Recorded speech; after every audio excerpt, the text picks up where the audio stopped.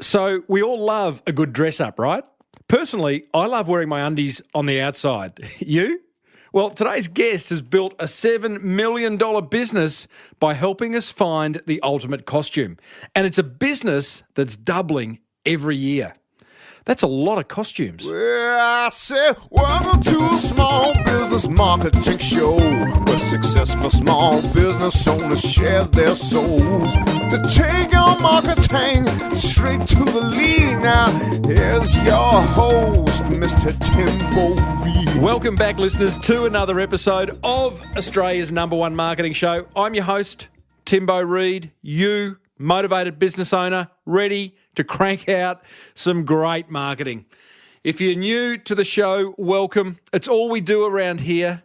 Introduce you, lift the lid on, take you behind the scenes of wonderful marketing ideas and strategies shared by some of the smartest, most successful small business owners going around. That's what I just love it. And if you're not new to the show, love you. Thanks for tuning in. Hey, this show, lovingly, and I mean lovingly, brought to you by the Key Person of Influence program, the world's leading business accelerator program that is aimed to make you an industry thought leader. You want to learn more about how to do that, then grab a free copy of their Amazon bestseller. Hard copy, not soft, hard copy, over at keypersonofinfluence.com/Timbo. The amount of people that email me and go, like what, we get a free book? Yeah, you do. Got to love that. And we're also made possible by Audible, who has more than 180,000 soft copies. Ebooks. Ebooks? No. Audible. Audiobooks? I think that's what I'm trying to say. Ready for you to download. You can get a free one of your choice over at audibletrial.com/SBBM. Righto. Big show today, as usual. I have a chat with online retailer Nathan Huppatz, who's the founder of Costumescom.com.au, who shares how he's built a $7 million business in quite a short time, and it's doubling every year. Like, how good is that? Who doesn't want one of those? I'll have one. Thank you. Yes, please. $7 million business doubling every year. Ripper. Got it. I also share some tips on how to get more marketing done. Keeps coming up again and again. I know you're struggling with it. Many are. Let's cover that off. Hey, I've got a motivational marketing quote of the day, week, whatever you want to call it, from the great marketer, Abraham Lincoln. Yep, him. So as per usual, there is marketing GOLD dripping from the ceiling over here at the Small Business Big Marketing HQ. So let's get stuck right in. Join the Small Business Big Marketing community and have your marketing questions answered by other motivated business owners, including Timbo, over at crankmymarketing.com. Hey, how's your week? You having a good one? I hope so. I hope everything's coming together. Slowly but surely, you are building that small business into quite possibly a medium to big-sized business. Hey, following on from that Oren Claff interview of a few days ago, all about nailing your pitch, had some great feedback and good discussion inside the Small Business Big Marketing Forum, where there's a few members who are helping each other nail their pitch, and I'm helping them along the way. So I sort of shared a way of getting your pitch right, and so did Oren. And here's what some of the here's some nice, succinct little sentences that forum members have come up with to get their pitch right. When they get asked, what do they do? So there's a mobile tyre guy inside the forum. He says, I save lives. That's a good pitch. I'd want to know more. There's a psychologist who's a forum member. In fact, there's more than one. This one says, we stop smart people from doing dumb things. That's a good pitch. I'd want to know more. There's a corporate clothing retailer. He says, we take the stress out of what to wear to work. Cool. How? Like that. Event hire. There's a member who owns an event hire company. She says, we put a smile on your face by creating the day of your dreams. Good pitches, hey? That's what we do inside the forum. We help each other with our marketing. And when you get a pitch nailed like that, it encourages people to want to know more about your business. So love that. That's been part of my week, working through that. You can join the forum, crankmymarketing.com. Get in there. Love to see you. Coaching.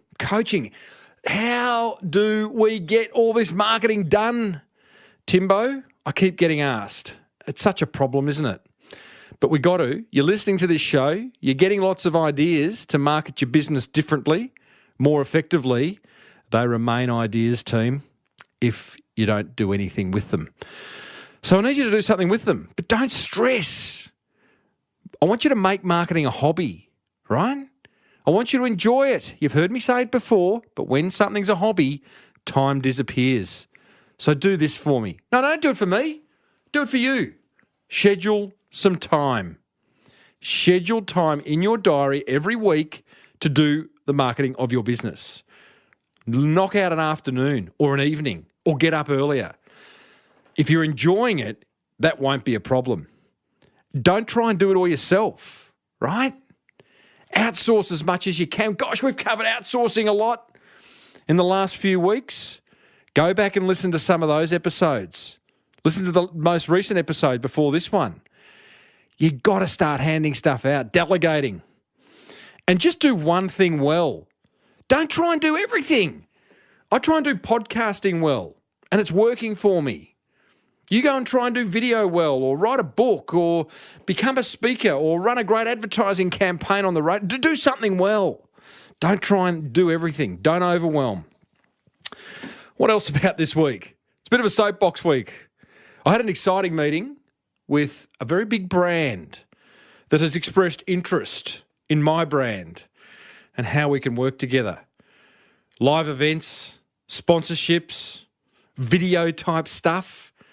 Me becoming a bit of an ambassador for them to better engage with their small business clients. I can't tell you any more than that in case it doesn't come off. They might be listening. I don't know, but it's exciting.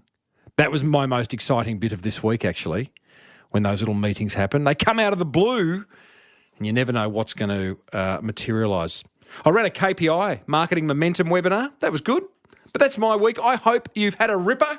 Let's get on with the show. Support for this show comes from Key Person of Influence, a business accelerator program that reeks of success. I asked co-founder Glenn Carlson to share some breakthrough results. Every day, I'm seeing people posting evidence of the transformation from them being an operator to being a key person of influence. So, as a result of them publishing a book, they're getting invited to speak at global conferences that they've only ever dreamed of attending, let alone being a speaker at. Or, an organisation decides to buy 3,000 of their new product, which they've just created, that they would never have been able to take 3,000 orders if they were just a single operator. Or their pitch, getting them into, a deal that is 10 times bigger. And like we see evidence of this every single day. And I look at this every single day to the point where it's become the water I'm swimming in. KPI, where the results speak for themselves. For a free hard copy of their Amazon bestseller, visit keypersonofinfluence.com/Timbo. Hey, if you've read that KPI book, I would love to know. What did you learn from it? Did it stop you from sleeping at night? Did you listen to me? I said, don't read it before bed or in bed because it's far too motivating. If you've read it and you've learned something from it, got something from it, can you email me? tim@smallbusinessbigmarketing.com or tweet me at Timbo Reid, R-E-I-D. I'd love to know that you got it and what you learnt from it. Righto, let's get stuck into today's guest. It is Nathan Huppatz. He owns Costumescom.com.au and he's passionate about creating and growing digital businesses. I got introduced to Nathan through the show's very good friend, Paul Greenberg, over at National Online Retailers Association. If you haven't listened to that interview, episode 217, absolute cracker if you want to learn all about e-commerce. Back to Nathan. In 2004, he started this business called Tacklemania, small eBay store. He sold it for a lot of money. Took it actually to an offline retail store, bricks and mortar, but he sold it for a lot of coin. He is now aggressively growing costumes.com.au and is consistently increasing, doubling every year per annum 5 years straight. How good's that? He's also the author of that Australian book, Making Money on eBay for Dummies. Hey?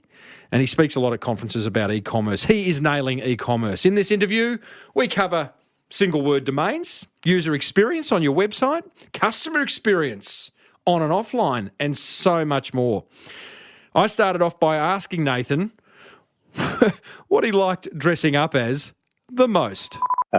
Captain America is my favourite at the moment. Really? Yep. What's that about?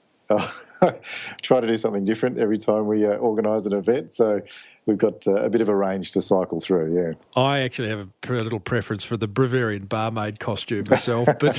You've been on my website. Why wouldn't you? Goodness me. Hey, isn't she attractive? Tell me, Captain America, is there a particular superpower that he brings to the fore for you? Good question. No, I think he's the most down-to-earth superhero, so that probably describes me pretty well, I think. Yeah, my insiders, i.e. Paul Greenberg from Nora, he says you're a bit of a quiet achiever. Hey? He's a nice bloke, Paul. He's a nice bloke. He is a nice bloke. One of the better interviews I've had on this show, by the way.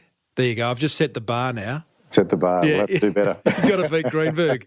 Tell me, always fascinated by quiet achievers. Do you sometimes wish that you could be a little bit louder? Not really. I guess it's all part of your personality and who you are and what you do. And I guess we focus more on getting the job done. And we've gone about it fairly quietly recently. But, we've also entered a few awards and picked up a couple and we'll enter a few more this year. And Righto, Nathan. So let's talk about costumes. Clever name, costumes.com.au. It was a good one to get hold of, yeah. How'd you do that? Well, we were looking for a new name. We started the business under a different name, and it was called Fashion for Fun. Oh, so nasty. It wasn't the best name. No, I was never that attached to it, and maybe not too many of our customers were either. So we thought, let's get something that's got a nicer ring to it. I've got to go back to that meeting. What was it? What was it? Fashion for Fun. Fashion for Fun. Oh, that's gold. So you are sitting there in a meeting with your business partners, going, "It's a costume business. Any names, guys? Any names?" and does someone go Fashion for Fun, and you go, "You're an ideas guy." No, we started off as a bit of a hobby business for one of my partners on the side, and it didn't start off in costumes. It started off as more of I guess as a sort of a lingerie sort of style business. So we took it over as a company, and we thought, look, let's get into the costume market. We saw the market there and thought it'd be a really good one to grow and get into. And can I just say that even Fashions for Fun is not even a good name for a lingerie business. What were you guys on? We had to negotiate to get a nicer domain name, so we sat with that one for a couple of years. Right. At a point in time, you've decided to buy costumes.com.au. Was that an SEO play? Yeah, a little bit, but over the years, Google's given less value to what they call an exact match domain. But it was really about having a memorable site and a memorable brand. And most other businesses in the costume space had already picked a name and gone off with it and built their brand, costume something or somethingcostume.com.au. And we thought, well, why not go for costumes.com.au? Clearly, on the secondary market, I'm guessing it wasn't available. Someone already owned it. Yeah, they weren't really doing much with it, and they told us they hadn't really been approached very often at all about it. So they said, "Well, if you've got a serious offer, let's talk." And wow, you never know if you don't ask and have a go. So you have to ask questions. Yeah. How long ago was this? It's probably coming up to 2.5 or 3 years now, I think. Yeah. How much? Come on. It was a really good price for us and a good price for them. I had a bloke who's got health.com.au on a few years ago, and he said exactly the same. Come on, just you and I. Oh, look, it was... it's a funny thing, though. Like, what is something worth like that? It's a really hard thing to put a number on. Yeah, really hard. And it was only at that time we just decided that, look, we reckon we can make a serious business of this, and we were trying to throw up the idea of, well, what is it worth? How much would this be worth to us? And it's such a pie-in-the-sky estimate. So we had a number in mind, and we went to them with that number, and we negotiated actually down from there. So it worked really well.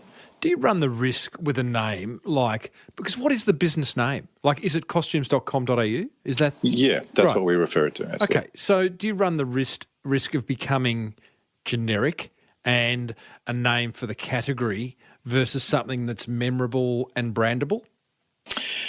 Yes and no. I mean, we wanted, given that we're a pure play and we were probably unlikely to go down the path of having bricks and mortar stores, we were happy with having a generic domain name because it's obviously simple to remember.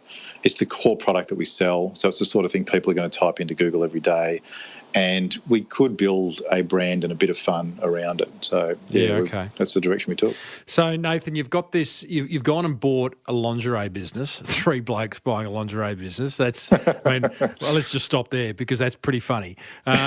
You then, was it under-marketed? What did you see in that business for you to buy it and then turn it into costumes? We initially looked at the supply options we had in that category, and a lot of those suppliers had ranges of costumes as well.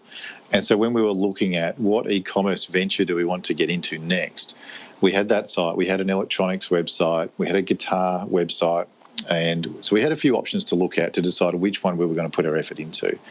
And when we started looking at the costume market, we realised that was underdone in Australia. It was growing, Halloween was growing, and there weren't many competitors in the space. And when we looked at those guys, we thought, yeah, they've got some head start on us, 2 or 3 years in some cases, but we thought that's something we think we could do really well. It's a great philosophy. A mate of mine bought a strange business a few years ago. I said, why'd you buy it? He said it was underdone. He says, so underdone. There was so much upside. Another mate saw a business that was undermarketed, and you've got to have the confidence, I suppose, to look at that and go, you know what, we could get in there and absolutely turn it on its head. Yeah, and it doesn't even have to be for an empty niche. It can be a competitive one. Absolutely. You can still look at it and think, yeah, we can reinvent what these guys are doing and do a good job, yeah. What was it? I mean, costumes are competitive. You saw growth in the market. Halloween is becoming bigger in Australia. God knows why, but it is, and you'd be happy with that. But what was the gap? Look, I think looking in the US market, costume dress-ups and Halloween in particular is really popular and really massive. And we looked at what kids like to do for birthday parties, and a lot of them were themed. They dress up as their favourite superhero character or whatever it might be. There's a lot of licensed apparel and so on in Kmart's and Targets and big box stores. But costumes is a range that kids love to dress up, and so we thought, well, if we're going to let them dress up, what can we do to help that market grow and grow with that market? And it's a perfect product for online because you have to have a really big range. There's so many different things you can dress up as. The big box stores are never going to hold 10,000 products in stock like we've got. So it was a perfect sort of online business, and we could see that the growth potential was going to be there. But early on, we really didn't know how big it could get. It probably wasn't until we were a couple of years in that we started to get a few numbers in our head and thought, we reckon we can get it to X, And did you? Yeah, we've gone past it actually. So it's Love that. Wrap some numbers around it. Where are you at? This financial year, we're looking to turn over around 7 million, something like that. So it's grown pretty quickly. It's our 5th year. So we've been doubling pretty much every year up until this year. How many staff? At the moment, we have just under 10 staff in the business, so we try to keep that pretty efficient. We do a good job. 0 to 7 mil, 10 staff. What are we saying? 3rd year?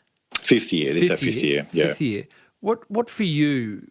What for the business? What's been the big kind of tipping point each time? Doubling every 12 months is significant. What are you doing? What's your secret sauce, Colonel?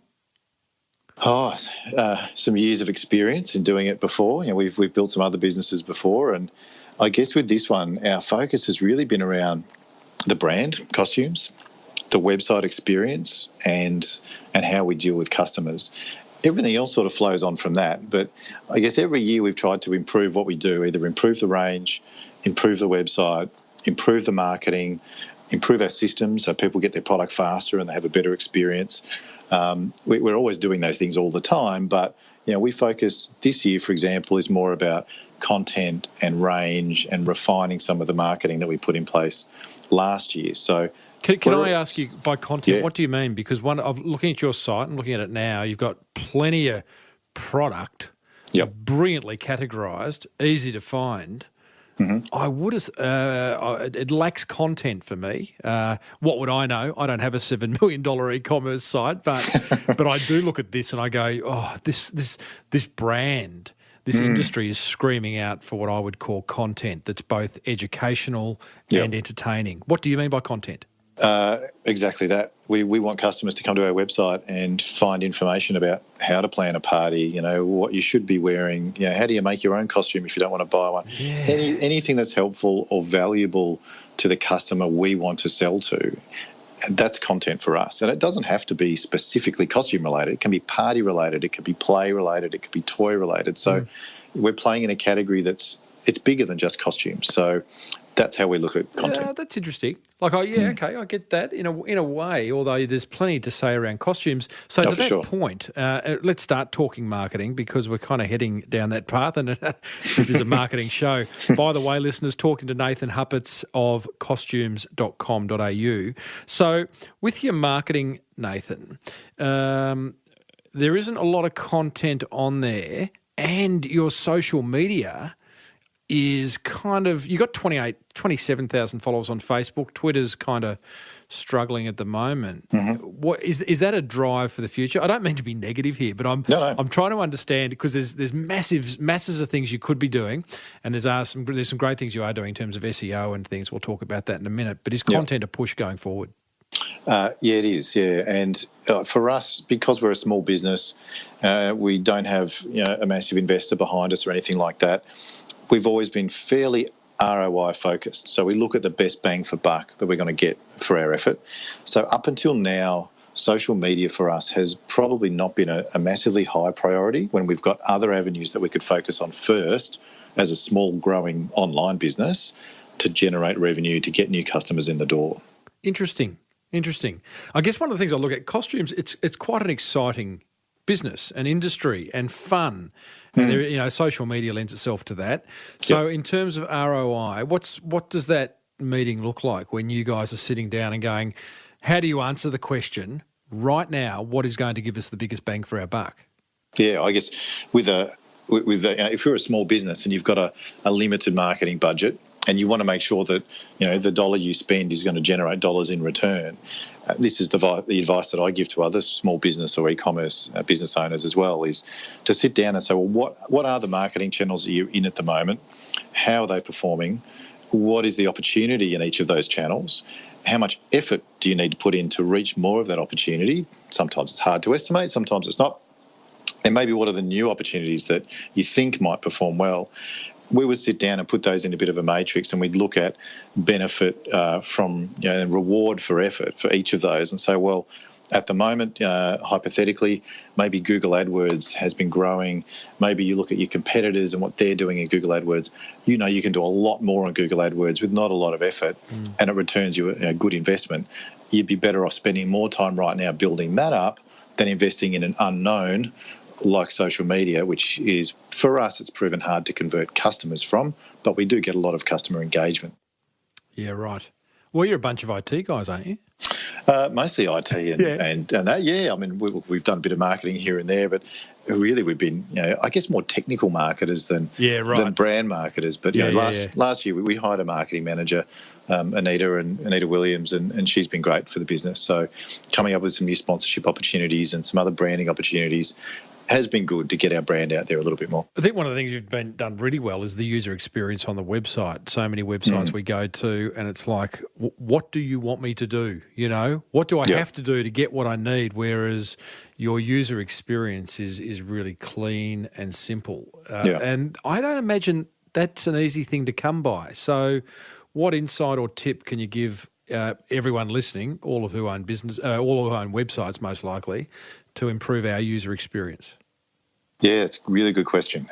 For us, it was a pretty big project because, as you can imagine, we've got 10,000 products, everything from kids' baby costumes to adult costumes. We've got costumes for pets, accessories, and everything else. Bavarian barmaids. That's right, your favourite. And we took a step back from the site itself and really started thinking about who are our customers, how many different types of customer personas shop on our website, how would they be looking for costumes?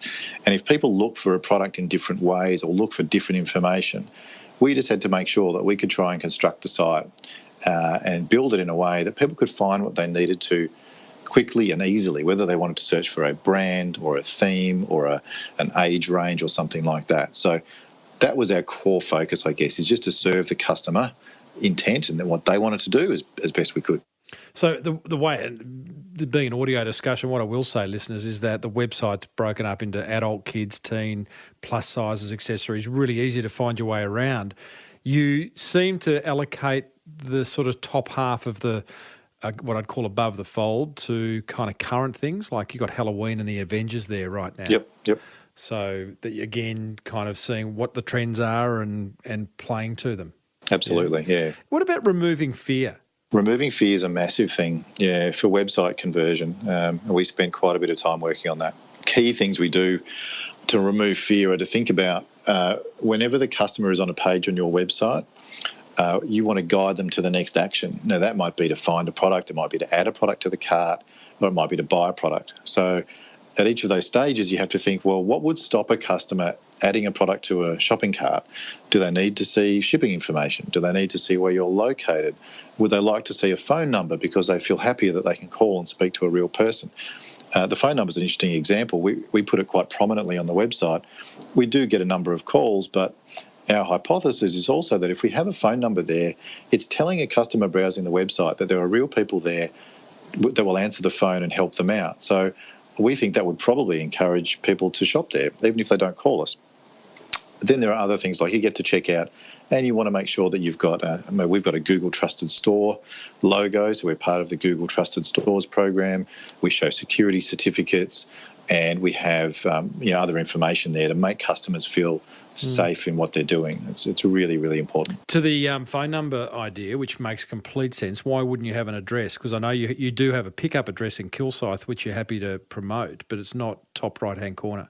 No, and that's because really we're geared up for online distribution. And we do offer pickups, but we don't have a shop front and we've got a big range of products. So what we'd rather do is people use the website to find what they're interested in, perhaps place an order first and then come down and pick the product up. Yeah, okay. So, Nathan, SEO, I did a couple of searches. I did Halloween costumes. I did Harry Potter costumes. You came up organically about third or fourth, but you weren't in the paid. Is that your strategy to rank organically as opposed to into the AdWords? It really depends on the customer intent. And getting organic traffic like that, it is important, and having good content will help you get there. But with paid advertising, for example, just the generic term Halloween costumes really doesn't convert as well as some people might think. So there are certain terms that we wouldn't spend a lot of money on. Right. But there are other terms you could type in and we would be number one or number two because they convert really well for us. So we've got pretty mature Google AdWords campaigns, and we have hundreds of thousands of keywords in our account. So it's a key part of our marketing. What's your secret sauce when it comes to customers then? You talked about brand, you talked about user experience on the website. Customer service is fundamental to costumes as well? Yeah, absolutely. Yeah. How? So we have full-time customer service staff located here in the warehouse. So we do all of the distribution ourselves. Our customer service staff handle a lot of the product. They handle our returns. So the staff downstairs have got fantastic experience with the product. So a customer can ring up and say, I'm interested in a product, but I don't want it to be too hot because I'm going to a summer event and I'm about this size. And Bavarian barmaid again? There you go. Obvious one. So look, product knowledge is key, and the fact that someone can ring up and ask questions and get the right advice is important. Did you see a documentary on SBS, which for overseas listeners is our sort of, what would you say, multicultural TV channel? I would say, yeah. Did you see the documentary? It went for a number of episodes on an adult e-commerce business in the UK. I did, yeah. I was interested in that because I'd never seen a documentary on another e-commerce business that was of a decent size. So I was very keen to see how they ran their business. Yeah. It was fascinating. And from a customer service point of view, what drew my attention was it wasn't uncommon to them cutting to one of the ladies in the call centre holding a large dildo or some French-made costume and talking intimately, excuse the pun, about it. I mean, that's an image I can't get rid of. Yeah.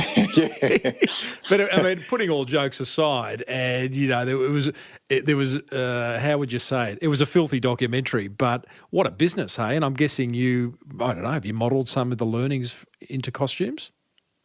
Yeah, really, it's having good, knowledgeable staff that are willing to help, and it goes beyond that too. It's the emails that we send our customers when they place their order, and we send them tracking numbers, and we ship overnight air express Australia wide, so you get your product the next day.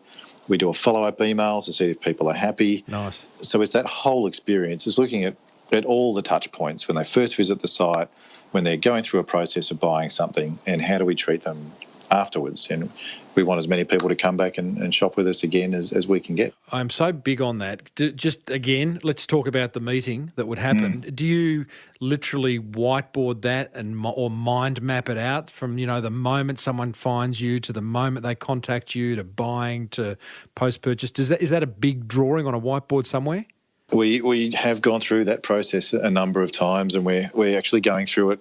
We're going through it again because as the business has evolved, customers' needs change, our product ranges change, the way we can communicate changes as well. So we can SMS people about their order details, or we can tell people if their order couldn't be delivered and it's at a post office nearby. So there's always new things that are happening that can change the way we communicate as well. So, we've spent a lot of time doing that. Love it, Nathan. Last question, mate. When Paul Greenberg, who was head of National Online Retailers Association, came on, I asked him what would he do differently if he was starting an e-commerce business today. One of the things he said was that he would sell something Australian because the Japanese and the Americans are still desperately wanting Australian things. That was his little gold nugget. So you can't use that one. That's just kind of why I'm telling you that. What do you say to those of us who are going, geez, I wouldn't mind a little e-commerce business. Where would I start? I would say start on eBay. And the reason for that is that you need to learn if you're not experienced. And eBay is an instant store that's really cheap to run with instant customers, and it will teach you very, very quickly how to sell, how to take a photo, how to write a good description, and how to be really great at customer service. So I would say start on eBay, and as soon as you can, start your own website and start building your own database of customers. Fascinating. I was only yesterday looking. I wanted to buy the big jumbo Jenga blocks. Jenga, that game? I do. So I thought, I'll get into that. And then I did a search on jumbo Jenga blocks, and it took me, of course, to eBay. I must say I was completely disappointed by the quality of the stores that were selling them because still it seems to me, famous last words, it wouldn't be that hard to stand out on eBay because still they're using Comic Sans and pink and yellow and green fluorescent fonts. That is exactly right. And bad photos and bad layout. And it's like, in the end, I actually didn't buy because I couldn't find out actually what height the Jenga blocks were going to. And, basic information. Yeah. So where do you learn that outside of being aware of it? Like, is it just hit and miss, or what do you do? Well, there's certainly a couple of good books in the market, and one of them has been written by an ex-eBay employee. There's another book that you could read, which was the one I wrote which is Making Money on eBay for Dummies. There we go. That's a good lead. You weren't sure I was going to say that. I love it. But really, like you said, you'll know when you're listing a product whether people are going to find the right information, whether the picture's good enough. I don't think you have to stand out too much on eBay to actually do a good job. As you've seen, a lot of eBay sellers, it might be a part-time income or something like that. But if you really want to make a business out of it and you go the extra mile and present your product like you would want to see it, that's a great way to approach it. Yeah. Generally in business, how would you want to be sold? What would you know? How would you want the experience to be? Exactly right. That's what you want. It's generally Put what yourself others in the customer's shoes. Yeah. Correct. Hey, Nathan, last question. I know that the last one was the last question. I've got one more. What's that quote of Branson's you love? Screw it, let's do it. Isn't there another one? Isn't there? I read an interview where you said, that's right, like in 10 to 20 years' time, you don't want to be saying to yourself, I wish I'd done that. I wish I'd done it. No, I mean, you've got to have a go. That's the thing. You can't make assumptions in life, and if you want something to happen, go out there and do it. Ask the questions that no one else has asked and make it happen. Roll the dice. Thanks, Nathan. That's exactly right. Love your work, mate. Thank you. Thank you very much. What a good fella. Nathan Huppatz. Hey, hit him up on Twitter, @Huppy, Huppy. Good Twitter handle. Nice. I wish I had Timbo. Anyway, I'd love you to do that. Tell him you enjoyed the interview. My top 3 learnings from that fireside chat with the Hupster. These are brought to you by the very good folk at Key Person of Influence. Grab that book. I keep telling you. keypersonofinfluence.com/Timbo. Learning number 1. Look at your business through the eyes of your customers. What do they want? How would they do it? Keep putting the customer hat on, team, not the business owner's hat. Learning number 2, review your user experience on your business's website. Make it easy for your customers, your prospects, your visitors to do whatever you want them to do next. I love that. Every single page on your website is a new page. What do you want people to do having landed on it? Learning number 3, remove all fear, not just from your website, from all your marketing touch points. Any blockages that are stopping people from doing business with you, get rid of them. Hey, this e-commerce stuff applies just as much to your veterinary business, your plumbing business, whatever it is you do, all right? And if all else fails, wear a Bavarian barmaid costume. Abraham Lincoln once said, if I had 9 hours to chop down a tree, I'd spend the first 6 hours sharpening my axe. Righto. Like that quote. It's a ripper. You're sharpening the axe by listening to this show, right? Then go and implement. Start actioning. Hey, plenty of marketing gold coming your way over the coming days and weeks. Next episode, we're joined by a fellow who's nailing memorable marketing. He's got 2 Guinness Book of World Records, and he's slightly crazy. What he's particularly good at is he's a franchisee of a large US takeaway chain, and he's pretty good at upsetting head office with his crazy marketing ideas. So I think you're going to enjoy that one. Hey, be sure to grab a free hard copy of the Key Person of Influence Amazon bestseller over at keypersonofinfluence.com/Timbo, and grab a free audiobook of your choice over at audibletrial.com/SBBM. Now, audio production, huge round of applause. Please insert them right now for Mr. Daryl Misson for creating the beautiful show that this sounds like. That doesn't make sense, but you know what I mean. The music bed created by Lockie Doley. Love you, Lockie. If you need a speaker for an upcoming event, then I am all yours. Go and check me out, timreid.com.au. And finally, but not leastly, go and surround yourself with other motivated business owners. Hey, start to really improve your marketing by becoming a forum member over at crankmymarketing.com. Join for $69 a month, lucky for some, and if you don't like it, you can cancel within 30 days, and I will come to your home and give you your money back. No, I won't really do that. I'll just push the refund button on PayPal. But that would be cool if I could come to your home and give you your money back, but that would be awkward as well. Until next week, I'm Timbo Reid. You're not. May your marketing be the best marketing. Bye for now.